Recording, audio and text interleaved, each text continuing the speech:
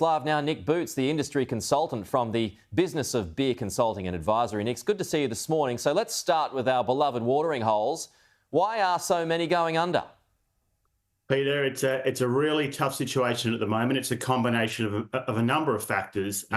Firstly, we're seeing our taxation, our excise increase exponentially every year.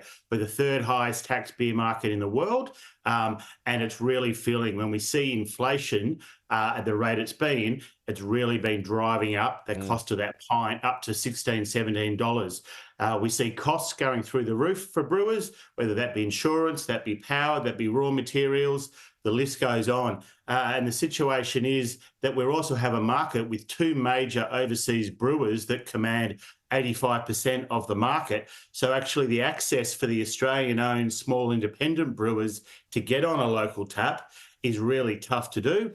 And then when they get on, it's actually even tougher to make a dollar. Yeah, so just further to your point, Nick, it's a good one because the AFR painted a pretty bleak picture using the Carringbush Hotel in inner Melbourne as an example. So to run through the costs for you folks at home, if you didn't catch this, wages have gone up 8% since 2022. That's 55% of turnover, 15% above what's sustainable. Power bills have increased $500 a month over the past couple of years. Insurance costs have soared. Beer deliveries that were free pre-pandemic now cost $10 a keg. And to make ends meet, pints would have to be $20. So do you think the customer's ready to pay that, Nick? Mate, I don't. And it's a real concern for the industry, both the beer industry, but also broader hospitality. So while independent brewers employ 10,000 plus people, hospitality more broadly is in the hundreds of thousands, and people are actually choosing to stay at home and keep their wallets in their pockets.